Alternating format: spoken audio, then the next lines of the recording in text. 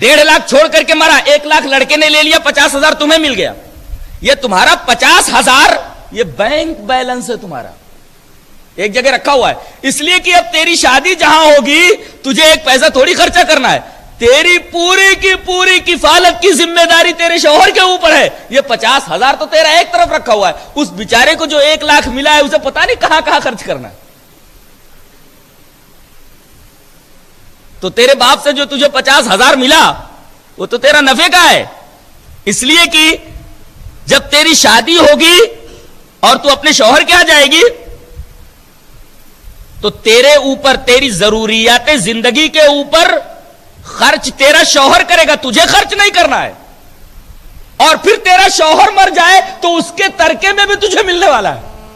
تو ہر طرف سے تو لوٹ رہی ہے اور کہہ رہی ہے میرے ساتھ انصاف نہیں ہو رہا ہے, میرے ساتھ عدل نہیں ہو رہا ہے. قرآن نے کہا کہ تیرے ساتھ مکمل انصاف ہو رہا ہے, تیرے ساتھ مکمل عدل کیا جا رہا ہے. یہ تیری خام خیالی ہے, تیری بھول ہے کہ تیرے ساتھ انصاف نہیں کیا جا رہا ہے. اگر ایسا کر دیا جاتا کہ لڑکی کو کمزور سمجھ کر کے 2 حصہ دے دیا جاتا, لڑکے کو 1 حصہ, اگر الٹا کر دیا جاتا تو لڑکے کے اوپر یقیناً ظلم ہوتا.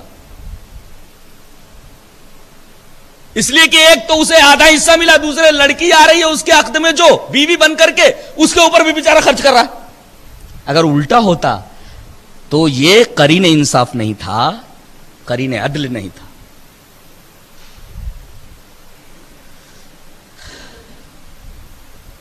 ایک سوال عورت یہاں اور کرتی ہے, کہتی ہے کہ مردوں کو 4 عورتیں رکھنے کی اجازت ہے تو ایک عورت کو 4 مرد رکھنے کی اجازت کیوں نہیں ہے؟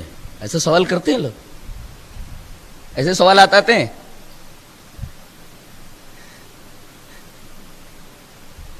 جواب اس کا یہ ہے کہ یہ بھی تیرے ساتھ احسان کرتے ہوئے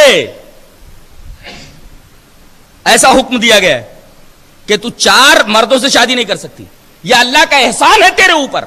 اس لیے کہ یہ بتا تو صنف نازک ہے یا نہیں,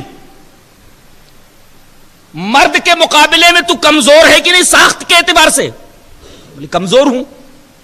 بتا 4 مردوں کو خوش رکھنے کی تیرے اندر طاقت ہے؟ اگر ایک کو خوش رکھے گی تو 3 ناراض رہیں گے. کوئی نہ کوئی اس میں تجھ سے ناراض رہے گا ہی. تیرا خانگی نظام پورا برباد ہو کر کے رہ جائے گا, تباہ ہو کر کے رہ جائے گا. تجھے تو ایک کو خوش رکھنا بھاری پڑتا ہے, 4 کو تو کہاں خوش رکھے گی؟ ایک پرابلم تو یہاں ہے. دوسرے وہ 4 شوہر آپس میں لڑ جائیں گے, ایسے مواقع آئیں گے تو ہمیشہ تو خانگی زندگی کے اندر تماشا ہی ہوتا رہے گا. اس وجہ سے عین فطرت یہی قرار دیا گیا کہ مرد کو 4 شادیوں کی اجازت دی جائے, عورت کو صرف ایک ہی کے عقد میں رہنے کی اجازت دی جائے. یہ عین فطرت ہے. اور دوسرے 4 مردوں سے اگر اس نے شادی کر لی, بچہ پیدا ہوا, لڑکا یا لڑکی, اب اس کی کفالت کی ذمہ داری کا معاملہ ہے. کون اٹھائے گا بچہ؟ کس کا؟ کیسے پتا چلے گا؟ نسب کی بات سامنے آ جائے گی جس کا معلوم کرنا انتہائی مشکل ہوگا. اب جب نسب معلوم نہیں ہوگا تو کفالت کی ذمہ داری کس کے اوپر ڈالی جائے گی؟ اٹکل تو ڈالی نہیں جا سکتی, یہ تو ظلم ہوگا کہ بچہ کسی کا ہو اور کفالت کوئی کرے.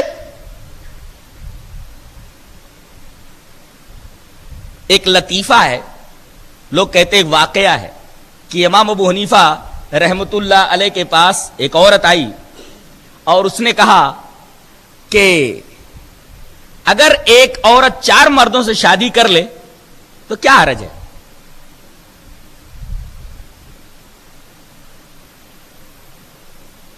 تو ان کی بیٹی نے ایک جواب دیا تھا, ایک بیٹی نے ان کے جواب دیا تھا.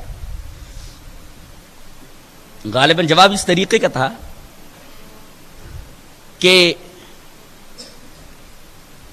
4 عورتوں کے دودھ نکلوا کر کے ایک جگہ ڈال دیا گیا, ملا دیا گیا اور کہا کہ پتہ لگاؤ کون سا دودھ کون سی عورت کا ہے. نہیں پتہ لگایا جا سکتا. اس طریقے سے اس لڑکی نے معاملہ حل کیا تھا. ایسے ہی معاملہ وہاں بھی ہے. یہ پتہ کیسے چلے گا کہ یہ لڑکا کس کا ہے, یہ لڑکی کس کی ہے؟ لہذا قرآن حکیم نے جو یہ اصول بنایا ہے, یہ اصول عین فطرت کے مطابق ہے.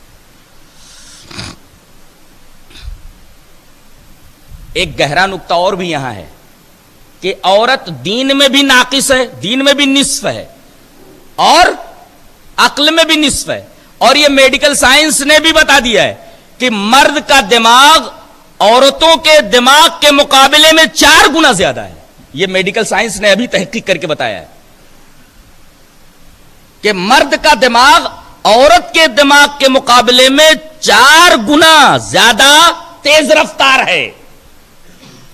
پتا چلا وہ 4 رکھ سکتا ہے. یہ تو سائنس بھی بتاتی ہے اور سائنس بھی اجازت دیتی ہے. تو اب آدھا تو دین میں یہ کم ہے اور آدھا عقل میں کم ہے. اور ایک میں کتنے پاؤں ہوتے ہیں, کتنے ربو ہوتے ہیں؟ 4. گویا ایک مرد کے مقابلے میں یہ 1 پاؤں ہے, 1 ربو ہے. برابر 1 ربو ہے.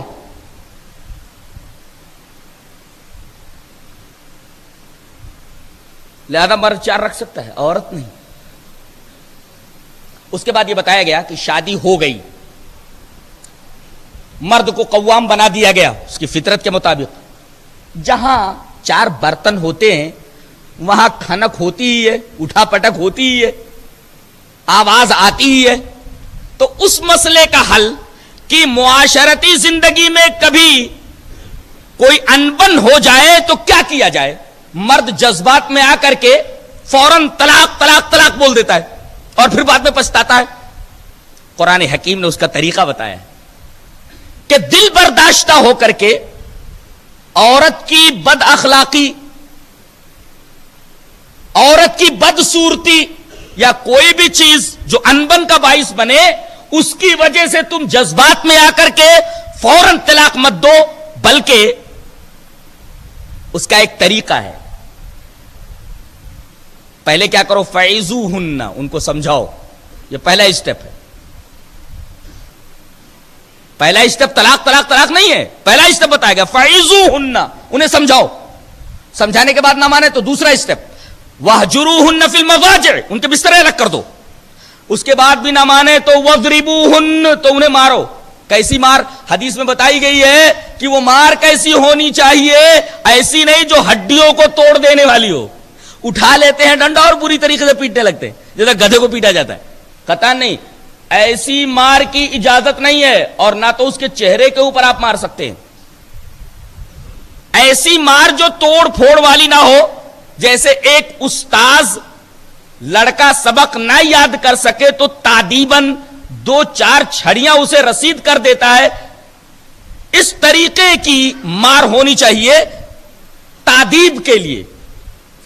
لیکن اس تیسرے میتھڈ کے اپلائی کے بعد بھی اگر عورت نہ مانے, پہلا میتھڈ کیا تھا؟ سمجھانا. دوسرا میتھڈ کیا تھا؟ بستر الگ کر دینا. تیسرا میتھڈ کیا تھا؟ مارنا. ان تینوں میتھڈز کے اپلائی کرنے کے بعد بھی بات عورت کی سمجھ میں نہ آئے تو اب چوتھا مرحلہ کیا؟ لڑکی کی طرف سے ایک پنچ بلایا جائے اور لڑکے کی طرف سے ایک پنچ بلایا جائے. دونوں سر جوڑ کر کے بیٹھے اور وجہ نزاع کو تلاش کریں, سبب نزاع کو, سبب اختلاف کو تلاش کریں کہ آخر میاں بیوی کے درمیان انبن کی وجہ کیا ہے, میاں بیوی کے درمیان مخاصمت کی وجہ کیا ہے, میاں بیوی کے درمیان جھگڑے کی وجہ کیا ہے. جھگڑے کی وجہ تلاش کریں, جھگڑے کا سبب تلاش کریں, اور اس کے بعد اس سبب کو سامنے لا کر کے غور و فکر کریں, اختلاف دور کرنے کی کوشش کریں. ہو سکتا ہے کہ اللہ تبارک و تعالیٰ ان دونوں کے درمیان توفیق پیدا کر دے, یوفق اللہ بینہما, اللہ ان کے درمیان توفیق پیدا کر دے. لیکن یہ 4 میتھڈز اپلائی کرنے کے بعد بھی اگر بناؤ کی کوئی صورت نظر نہ آئے, دونوں میں سے ایک یا دونوں بگاڑ ہی پر آمادہ ہوں, تو پھر دونوں کو جدا کر دیا جائے. یہ طریقہ بتایا گیا ہے طلاق کا کہ جذبات میں آ کر کے فوراً طلاق مت دے دو. اس لیے کہ جب نکاح پڑھایا جاتا ہے اور ایک